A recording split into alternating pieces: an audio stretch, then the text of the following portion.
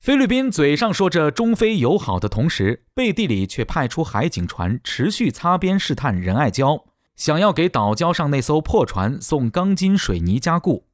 不过早有防备的我国海警再一次成功驱逐。来看详细情况。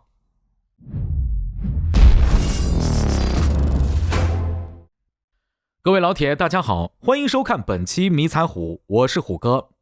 虽然菲律宾政府现在对华态度转变，想要和我国打好关系，不但禁止美军使用菲律宾的基地介入到台海，还和我国外长访问菲律宾期间达成了共识，支持一个中国原则的同时，希望能够加强中菲之间的合作交流，保持友好往来。但菲律宾是嘴上说的好听，实际上的小动作一个没少，依旧在南沙群岛对我国进行不断的挑衅。就像在仁爱礁方向，当年菲律宾用船只搁浅的理由请求我国停靠在岸边，结果停下来之后就赖着不走了，并将这艘搁浅的船只进行了加固，想要当作在这座岛礁上的一个据点。由于菲律宾派人在这儿驻扎不走，我国出于人道主义原则，也不可能让上面的菲律宾士兵饿死，所以双方达成了一个共识，菲律宾可以派出舰艇为仁爱礁上的士兵运送食物和基本的生活物资，但是不允许运送军事物资以及建筑材料加固那艘冲礁破船。礁上守着那条破船的菲律宾士兵也是什么都干不了，只能每天守着这座孤岛，与外界没有任何的交流。不过菲律宾可不会就这么放弃，利用我国人道主义原则，菲律宾多次派出海警船，借着运送生活补给的理由，想要给岛上送去一些水泥去加固搁浅的破船。我国随即察觉到这一举动，并很快地进行了专门的监视，导致菲律宾每次派船只运送物资的时候，总是能遇上巡逻的中国海警拦截，无功而返。现在虽然菲律宾给美军开放了9大军事基地，准备在这些基地上搞事情了，但对仁爱礁的野心同样没有放弃，打算采取多线进攻的方式玩偷袭。表面上邀请我国谈合作的同时，又派出了2艘菲律宾海岸警卫队的巡逻艇前出仁爱礁，想要往岛上运送物资。不过我国对菲律宾也是知根知底，海警船早早的就在仁爱礁附近值守。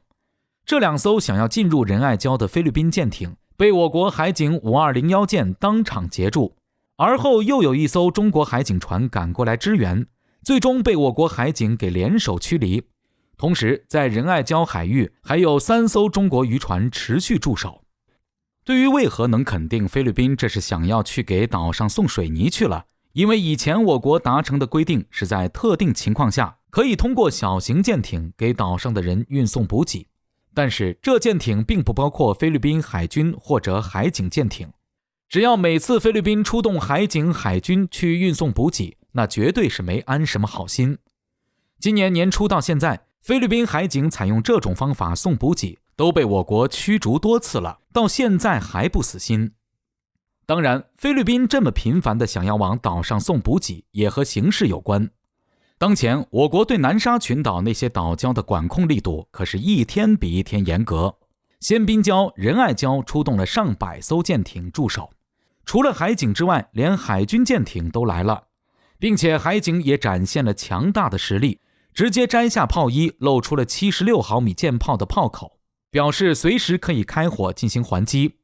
而在仁爱礁这处被菲律宾破船冲礁的地方，现在实控权可以说是来到了我国手中。那艘冲礁的破船在长时间无法得到加固的情况下，被海水腐蚀、海浪冲走、搞散架是迟早的事。一旦没了这艘船的存在，那我国就可以彻底掌控这座岛礁，菲律宾也没有理由派出船只来送补给了，甚至搞不好到时候破船散架了，连捞人都得求我国帮忙。所以说，趁着现在船还在仁爱礁上，赶紧送点钢筋水泥过去加固，别等到时候船没了可就来不及了。这就是菲律宾打的如意算盘。按照目前这情况来看，离我国填海造陆的时机是越来越近了。只要对美军的开放的新基地开始建造了，那也是我国在南海开启基建的时候了。仁爱礁隔壁的美济礁都已经打造成了人工岛，要是把仁爱礁也串联起来，打造一个解放军的南沙基地，会效果更好。菲律宾嘴上说着想和我国加强合作，实际行动上又是处处不知收敛，继续挑衅滋事，指望如此情况下还能获得中国的投资与加大合作，只能说还是梦里比较好，毕竟啥都有。